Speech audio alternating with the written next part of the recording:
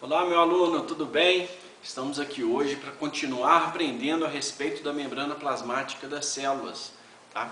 A gente vai aqui aprender um pouco sobre como a célula muda a forma da sua membrana e para que isso acontece, ok? A gente vai entender como a membrana é bem dinâmica, né? Somado ao que a gente já viu nas aulas anteriores, certo? Então, vem comigo para a gente aprender um pouquinho sobre os transportes mediados por vesículas. Vamos nessa? Olha só, esse termo mediado por vesícula quer dizer realizado por vesículas, ok? Então, dentro das células, uma das maneiras que as moléculas têm de serem transportadas é através de estruturas formadas por membranas chamadas de vesículas, ok? Então aqui a gente tem representado uma vesícula, tá? As vesículas, elas ficam o tempo inteiro, então, mantendo a comunicação de uma organela com a outra, entre esses compartimentos que tem na célula. E além disso, elas podem ir em direção à membrana plasmática e podem partir da membrana plasmática em direção às organelas. Então ocorre ali um tráfego de vesículas, tá? Elas vão se deslocando de um local para o outro na célula, inclusive na membrana plasmática.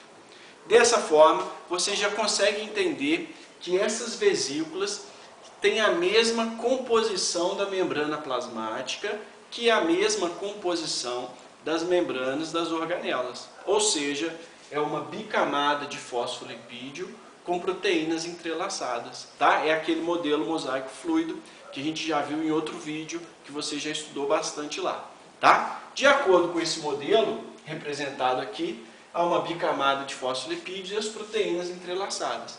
Então a gente já viu que a membrana consegue permitir a entrada ou a saída de moléculas dependendo de vários fatores, dependendo da quantidade de moléculas que tem de um lado ou de outro, dependendo do tamanho das moléculas, né? Então elas vão fazer isso gastando ou não energia, que a gente pode relembrar, se necessário, em vídeos anteriores aí, falando da membrana plasmática. Mas hoje a gente vai entender então como que algumas moléculas entram e saem da célula sem passar por essas proteínas que existem na membrana, sem utilizar essas bombas que existem ali na membrana. No caso, vai ser um transporte mediado por vesículas, ok? Então, quando a célula vai colocar moléculas para dentro dela, ela tem que mudar a sua conformação, ela tem que mudar a sua forma para permitir que esse processo aconteça. E esse movimento da célula para colocar moléculas para o seu interior é chamado de endocitose, ok? No sentido oposto, quando ela vai colocar moléculas de dentro para a célula para fora, ela vai jogar moléculas para fora, esse movimento é chamado de exocitose, para fora da célula, certo? As células o tempo inteiro ficam fazendo endocitose e exocitose. Então existe um ciclo de produção de vesículas a partir da membrana, né? No caso promovida pela endocitose, e existe um ciclo de retorno dessas vesículas para a membrana, que é quando acontece a exocitose. Então o tempo inteiro a célula fica enviando vesículas da membrana para o seu interior e vesículas do seu interior para a membrana.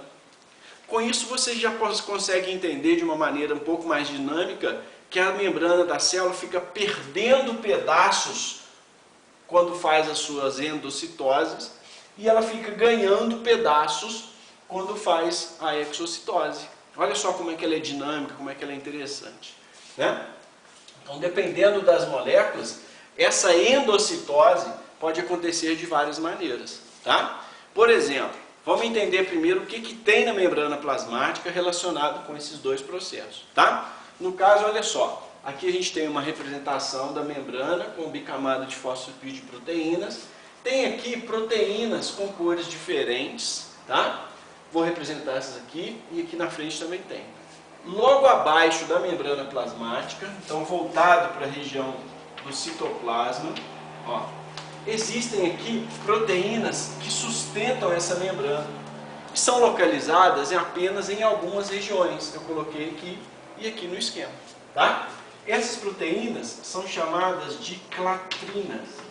É o nome que deram a elas. Os pesquisadores deram o seu nome a elas. Clatrinas. Tá?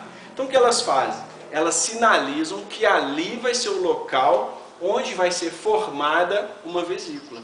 Tá? E justamente naquele local onde tem essa clatrina, essas proteínas marcadas ali, acopladas ali, existe uma grande quantidade de determinados receptores para algumas moléculas, né?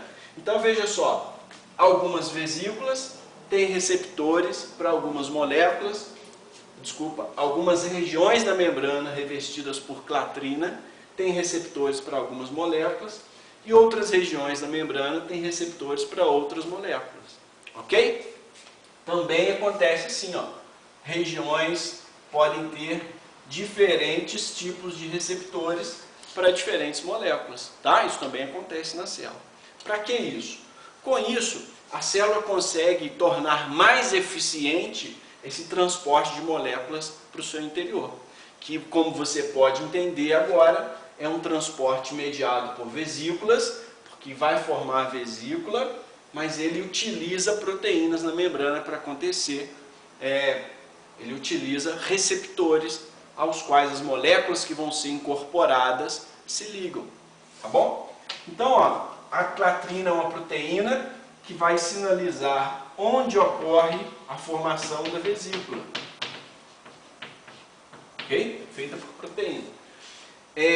Essa vesícula, ela vai ser, na verdade, um pedaço da membrana plasmática, tá? Então, quando a molécula se liga no receptor, olha lá, essa membrana se dobra, formando uma vesícula, e a clatrina estará ao seu redor, ali, ó, representada aqui, para estabilizar a vesícula, ok? Esse processo de formação da vesícula. Então, se a molécula está representada aqui, ó, olha só, se a molécula é essa, num outro momento ela vai estar aqui e já está do lado de dentro da célula. Então, o que acontece aqui é uma endocitose, ok? Agora, no sentido oposto, se a gente tem uma molécula que vem da célula e ela vai para a membrana plasmática, olha só, essa molécula, então, quando ocorre a fusão, essa molécula vai ser liberada, certo? Aí, no caso, seria a exocitose, tá? Então, endocitose, transporte de moléculas para dentro, exocitose, o transporte de moléculas para fora da célula, ok? A endocitose pode acontecer de maneiras diferentes, dependendo das características dessa molécula, tá? Se são moléculas pequenas, esse processo é contínuo, ele é constitutivo, é realizado por todas as células, ele vai receber o nome de pinocitose. Ok, ó? Pinocitose. Tá? Essa pinocitose, então, é o englobamento de moléculas pequenas, tá? Que pela história do nome falava-se em moléculas líquidas, partículas líquidas, mas na verdade são pequenas, tá? Foi uma atualização, uma correção aí, ok? E o que acontece? Quando essas moléculas pequenas se ligam em receptores específicos. Por exemplo, a gente tem uma molécula muito importante no nosso organismo, que é o colesterol. Tá? Para o colesterol ser absorvido para as nossas células, eles são pinocitados. Ó, ocorre a pinocitose. Então, eles se ligam em receptores específicos, dali é feita uma vesícula que traz esse colesterol para o interior da célula. Tá bom? Vou escrever. Não precisa. Pinocitose está aqui. Uma outra maneira que se tem para fazer o englobamento de partículas é através da fagocitose. No caso, o englobamento de partículas grandes podem ser moléculas grandes, mas podem ser até mesmo células. Algumas células fazem fagocitose, não todas. Por exemplo, uma célula do sangue chamada neutrófilo, ok? Faz fagocitose. uma célula que fica no tecido conjuntivo chamada macrófago, faz fagocitose. O macrófago, então, que faz a fagocitose, correto? Então, entrada de moléculas, ou células, ou partículas grandes ou pequenas, endocitose. Agora, a liberação de moléculas é um processo que está dentro da exocitose. A célula faz isso o tempo inteiro, né? Então, essas moléculas que são, por exemplo, produzidas na célula, elas podem ficar armazenadas nas vesículas, esperando o momento para serem liberadas, ou então elas podem, assim que produzidas, serem liberadas, correto? No primeiro caso que eu disse para você, onde as moléculas são produzidas e armazenadas na vesícula, ela é um processo chamado de exocitose regulada. Olha só, exocitose regulada. É o que acontece, por exemplo, na formação de neurotransmissores, que ficam armazenados nas terminações nervosas dos neurônios, que quando o potencial de ação chega até lá, ocorre a liberação desse neurotransmissor, a fusão dele com a membrana e o neurotransmissor é liberado. Tá? Agora, em outros casos, acontece uma liberação constante das moléculas que são produzidas e ficam nas vesículas, né? No caso, ela é chamada de exocitose constitutiva, ok? Constitutiva, quer dizer, é constante a sua liberação. Constitutiva.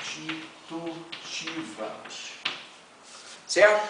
Então, na exocitose tem a fusão das membranas, da membrana da vesícula com a membrana plasmática.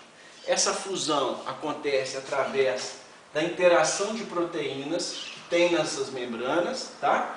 E essa fusão é permitida com a participação do cálcio.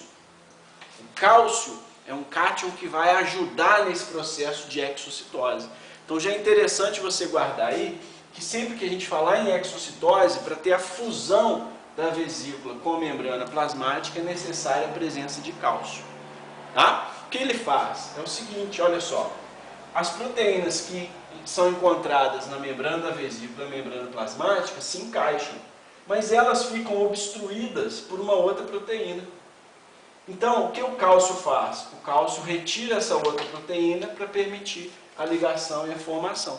Tá? Essas proteínas têm nomes, ok? Nos livros aí vai trazer os nomes, as SNARs, a complexina, a sinaptogamina, tá? Então existem muitos nomes dessas proteínas, mas eu quero aqui que você entenda a visão geral, tá? Lembra que o cálcio é importante para promover esse processo de liberação, ok? Joia? Beleza, brigadíssimo. Você já entendeu aqui como a membrana plasmática da célula despedaça e se reforma, né? Ela se reproduz para a célula manter o seu funcionamento, o seu dinamismo.